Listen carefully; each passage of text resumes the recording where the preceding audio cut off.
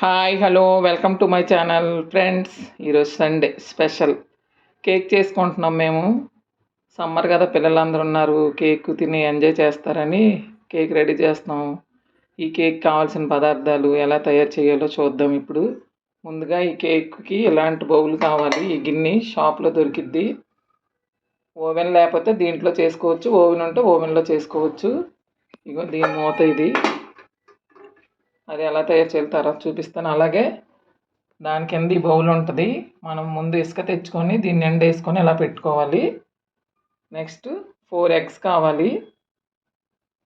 అలాగే ఒక glass freedom oil, కొంచెం నెయ్యి, బూస్ట్ ప్యాకెట్ 5 రూపాయలది, అలాగే కొద్దిగా ఎసెన్సీ, బేకింగ్ పౌడర్, అలాగే 1 కప్పు మైదా, 1 కప్పు పంచదార, మనం కేక్ తయారు చేసుకోవడానికి ఒక గిన్నె, గరిటె.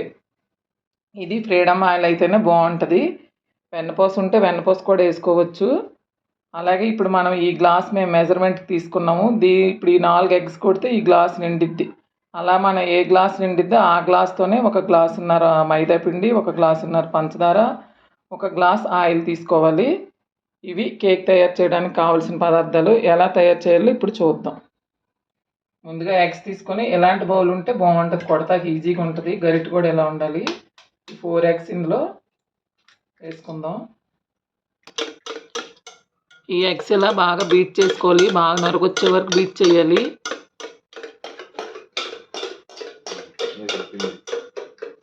ఇప్పుడు మనం ముందుగా మైదా పెట్టుకున్నాం కదా, అది ఎగ్ మిశ్రమంలో వేసుకోవాలి. మైదా కొంచెం బీట్ అయిన తర్వాత బేకింగ్ పౌడర్, ఇది షాపుల్లో దొరికిద్ది, ఇలాగ 1 స్పూన్ వేసుకోవాలి. నెక్స్ట్ మనం ఫ్రిడ్జ్లో పెట్టుకుంటే ఎన్ని రోజులైనా ఉంటుంది, డేట్ అయిన వరకు. ఇప్పుడు మనం కొలతలతో ప్రకారంగా షుగర్ యాడ్ చేసుకోవాలి. దీంట్లో ఇప్పుడు ఈ గ్లాసులో ఆయిల్ వేసుకోవాలి. ఎసెన్సీ ఒక 4 డ్రాప్స్ వేసుకోవాలి.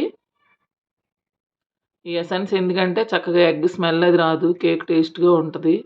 ఇప్పుడు బూస్ట్ వేసుకోవాలి. కేక్ మిశ్రమంలో వేసుకొని మరొకసారి బాగా బీట్ చేసుకోవాలి. కొట్టమ్మ తేజ చిన్నగా.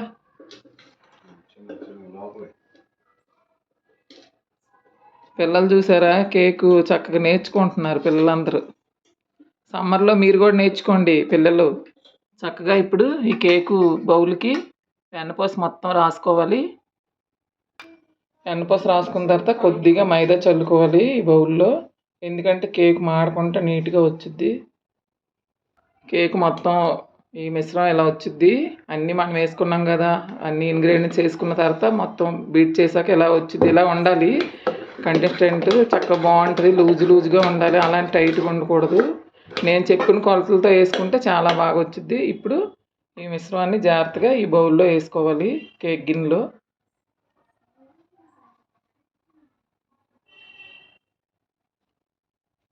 చుట్టూ అంటుకుంటూ వేసుకుంటే మాడకుండా బాగుంటుంది. ఈ మిశ్రమాన్ని ఇలా వేసుకున్న తర్వాత మనం చక్కగా మూత వేసుకోవాలి.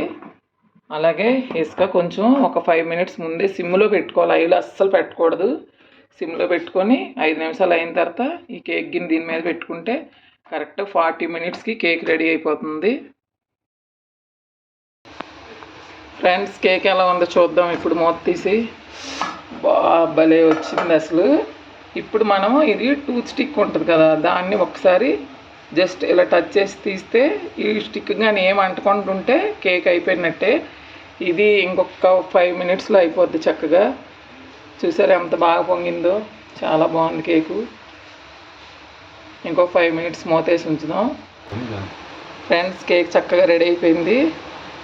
ఒక 10 మినిట్స్ చల్లారిన తర్వాత ప్లేట్లోకి తీసుకొని కట్ చేసుకుందాం. ఫ్రెండ్స్, కేక్ రెడీ అయిపోయింది. 10 మినిట్స్ అయిపోయింది, చల్లారిపోయింది చక్కగా. ఇలాగ ఒక ప్లేట్లోకి తీసుకొని చక్కగా నైఫ్ సహాయంతో ఇలా కట్ చేసుకోవాలి. చక్కగా ఇవి 4-5 డేస్ మంచిగా ఉంటాయి, పిల్లలు తినొచ్చు, చాలా బాగుంటుంది బలం. చూసారు కదా పీస్ ఎంత బాగుందో. ఓకే ఫ్రెండ్స్, ఈ కేక్ మీ అందరికి నచ్చినట్లయితే లైక్ చేయండి, షేర్ చేయండి, సబ్స్క్రైబ్ చేయండి. మీరు కూడా ఒకసారి ట్రై చేయండి. Bye, thank you.